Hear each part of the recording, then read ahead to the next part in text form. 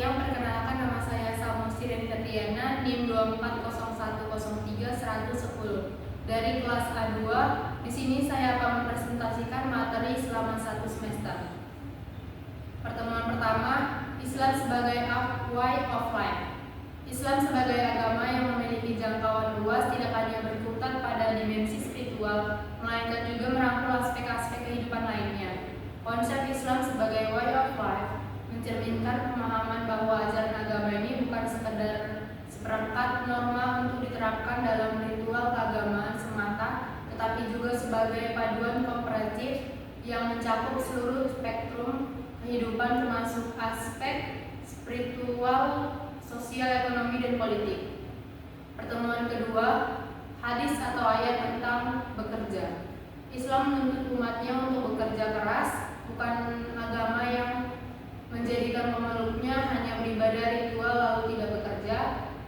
Bukan pula agama yang membuat manusia malas berusaha. Banyak ayat dan hadis yang bekerja keras. Yang banyak hadis tentang bekerja dan tentang bekerja keras. Salah satunya dari Quran surat Al-Mulk ayat 15 dikatakan, "Dialah yang menjadikan bumi untuk kamu dalam keadaan mudah dimanfaatkan, maka jelajahilah segala penjuru dan makanlah sebagian dari rezekinya.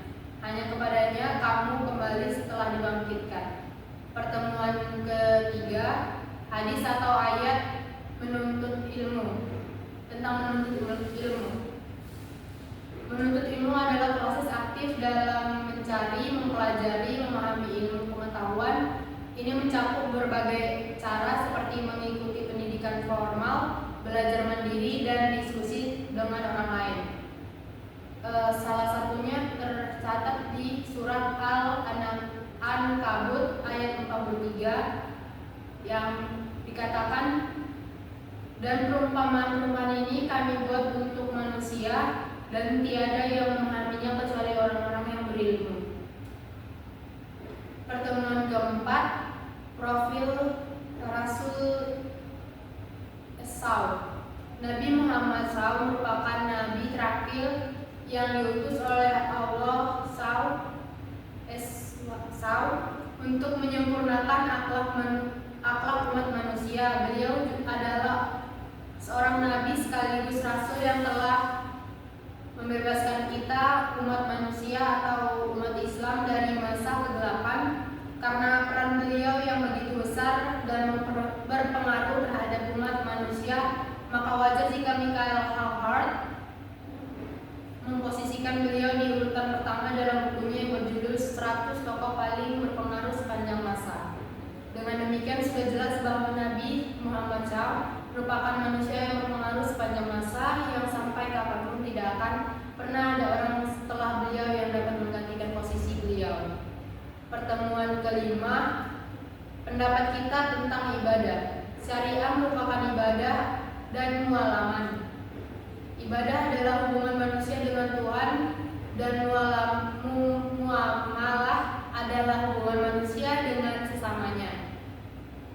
Dalam fiqh, hukum asal Islam adalah semua dilarang kecuali ada perintah. Apa itu perintah? Yang diperintahkan yaitu salat, puasa, zakat, haji, dan lain-lain.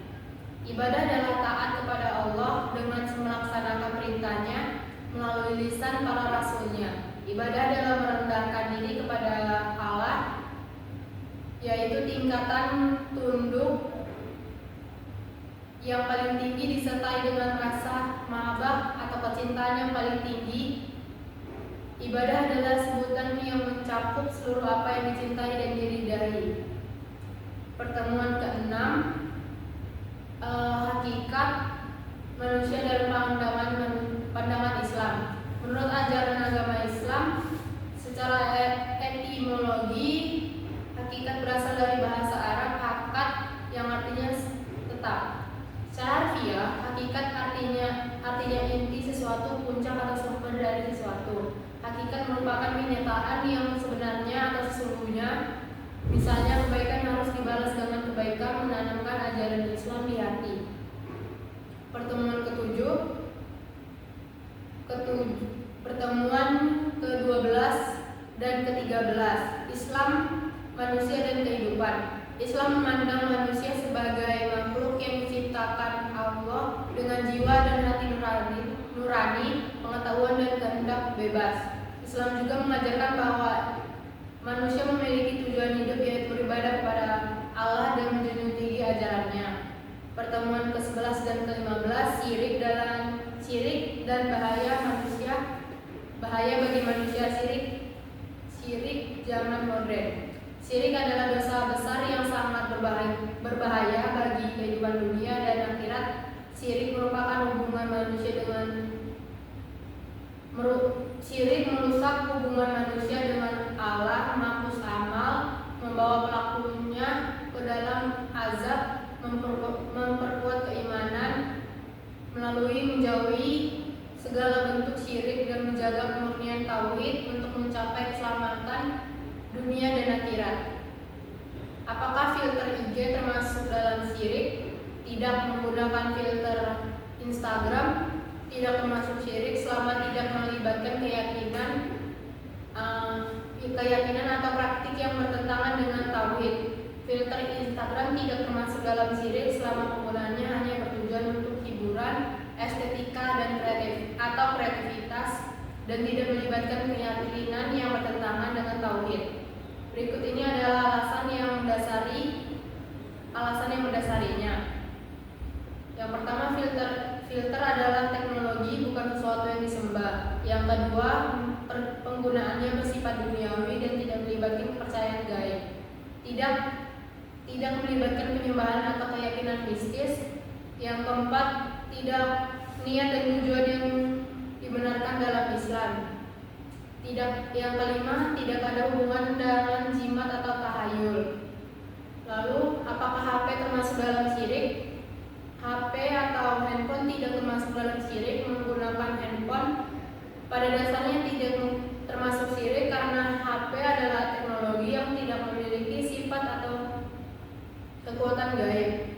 Syirik terjadi ketika seseorang menyekutukan Allah dalam hal ibadah, sifat dan kekuasaannya. HP tidak termasuk dalam kategori yang dapat menyatukan Allah. Sekian presentasi saya. Lebih kurang mohon maaf. Selamat sore.